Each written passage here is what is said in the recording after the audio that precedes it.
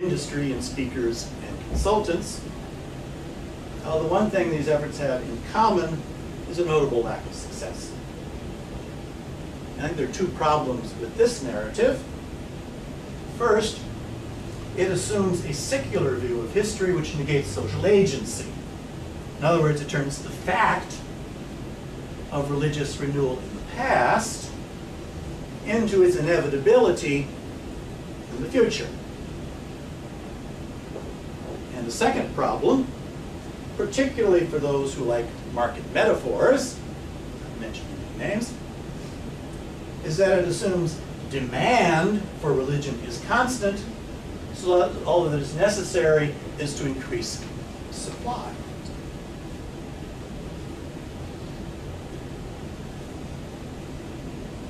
Well, really, I don't think either of these two stories has very much explanatory power. Religion, as a social phenomenon, is in no danger of disappearing. Even if mainstream Protestant churches in Canada may very well go bankrupt. The real question, I think, is why certain previously hegemonic groups have declined, but other groups have not. Now, I'd like to offer that Charles Taylor at least offers another story, which is worth considering as a means of explanation. Taylor talks about, the book is massive, almost 800 pages. It talks about a number of things. First is the modern social imaginary. And Emil Durkheim, 100 years ago, said that society is the ideal that it has of itself. Taylor elaborates on this, arguing that both social solidarity and personal identity are grounded in an imaginary which constitutes a moral order. He describes the social imaginary as, I quote, the ways people imagine their social existence, how they fit together with others, how things go on between them and their fellows, the expectations that are normatively met, the deeper normative notions and images that underlie these expectations. Unquote. So a social imaginary is not just an ideology or a set of beliefs, but rather, again, as Taylor puts it, an unchallenged framework, something we have trouble often thinking ourselves outside of, even as an imaginative exercise. It is, in other words, a constellation of background meanings, made up of symbols, of myths, other narratives, rituals, and practices, which form a structure or a framework in which beliefs are embedded.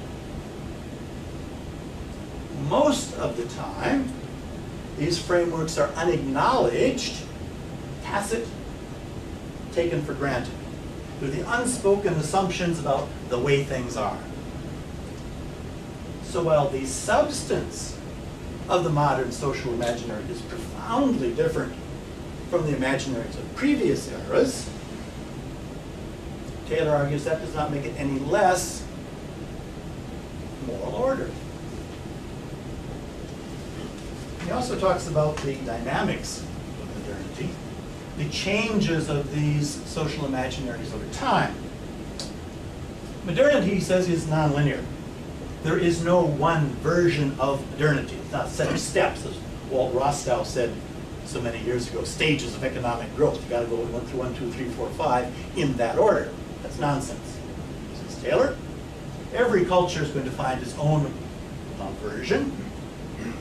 And the process by which one social imaginary is replaced by another is dynamic and ongoing. Each of these then goes through several stages, he says, or redactions. So the modern social era has had at least 3 ages, he says. Early modern period, the Great Disembedding. For our purposes today, the most important are the age of mobilization, the period of the Industrial Revolution, and the world wars. And then, as he says, is the current age, the age of authenticity, beginning, at least as mass phenomena, around 1960s. Obviously, there's a great deal here, and for purposes this afternoon, I only want to talk about how this relates to religion.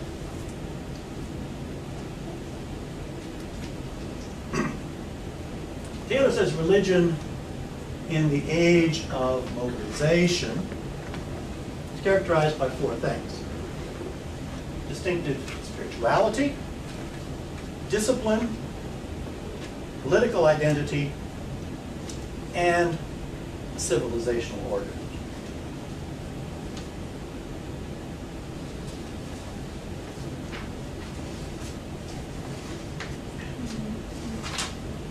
Spirituality in the age of mobilization shifted from the communal rituals of village life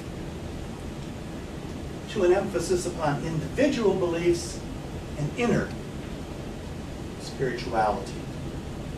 In an urbanizing and industrializing society, adherence of people to the church could no longer be taken as a matter of course. People had to be mobilized into the faith. So consequently, during the two Great Awakenings, First Great Awakening mid-18th century, Second Great Awakening first half of the 19th century, the evangelical movement employed new technologies for spiritual mobilization, such as the circuit rider, preacher who carried his Bible in saddlebags and went from one point to another in the parish, revival meetings, which were worked out as a technology in the early 19th century by Charles Finney, to do it every time, to produce people with born-again experiences. The Sunday schools, which initially were not just for educating the kiddies, but for adult education, particularly teaching literacy, as well as indoctrinating people into the faith.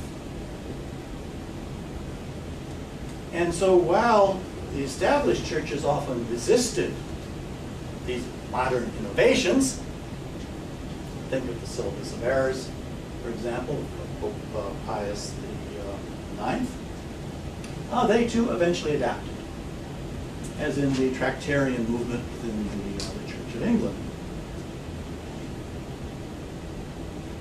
There's a second aspect to this changing spirituality, and it was a consequence of the gendered separation of spheres between home and work, which was brought on by the Industrial Revolution, where what we now today think of work actually began, where people leave home and go to work and come back, as opposed to home and work being one and the same thing.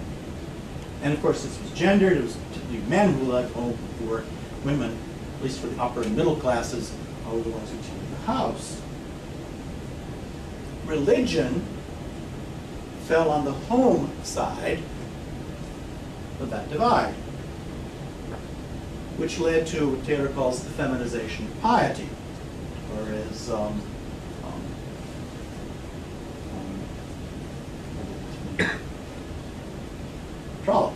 Francis Trollope, observing in the American in the 1930s, said, religion, nowhere is religion a greater hold on the women and a lesser hold on the men. So there was a gendering of spirituality as well as the growing identification of morality with sex and family. The second aspect was discipline. Industrial society needed a new form of social control. As individuals became disembedded from the social control of the village, the churches increasingly began to preach the importance of individual self-discipline. This was the kind of solidarity necessary to regiment, to factory, to political party, to the nation state. Third is political identity. As society became organized into nation states, an ever-increasing number of individuals became defined as, and came to define themselves as, citizens. And frequently, usually there was a strong religious component of this. Religious belonging became central to political identity. Christendom, going through another one of its many adaptations, became expressed through the various nation states. Closely related to this final aspect was civilizational order. Taylor describes this as, and I quote, "the sense people have of the basic order by which they live, even imperfectly, as good, and usually as superior to the way of life of outsiders." Unquote.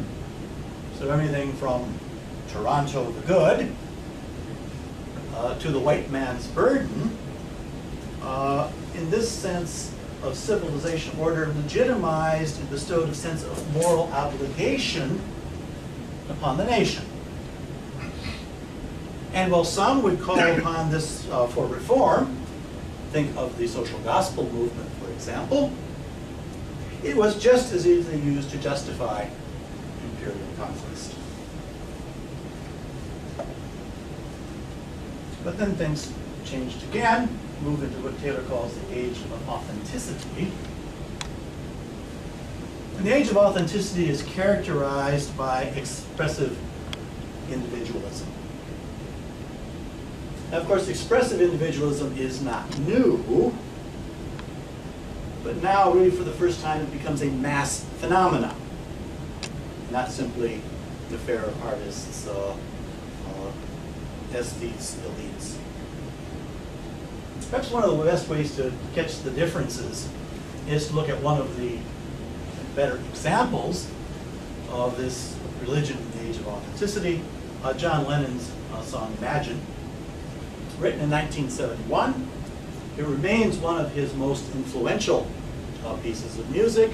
In fact, if any of you watched the closing exercises of the Olympics this summer, they sang Imagine as a hymn,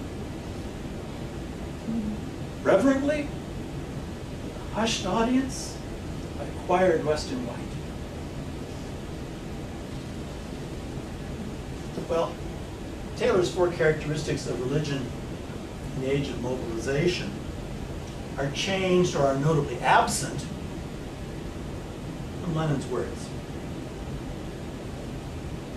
While his spirituality echoes some of the themes of traditional Christianity, brotherhood of man, living life in peace, the world will be as one, at the same time it rejects religion. The common phrase we've all heard, I'm spiritual, not religious. There is no hint of mobilizing here. Lennon articulates the present orientation of expressive individualism. Imagine all the people living for today. Any hint of discipline? Imagine, it's easy if you try. I hope someday you'll join us. Any hint of discipline is self-chosen and interiorized, rather than institutionalized, let alone externally imposed. Political identity is rejected along with religion. And as Taylor says, again I quote, "In the new expressivist dispensation, there is no necessary embedding of our link to the sacred in any particular broader framework, whether church or state. Christendom is over. Indeed, the notion of a civilizational order itself has become problematic." Well, that's in very rough outline is what Taylor sees, his story of the changes that society is going on from one period of modernization to the next contemporary period we're living in. Well, what does that mean for our understanding of religion and atheism today? Well, first, the mainstream churches, by and large,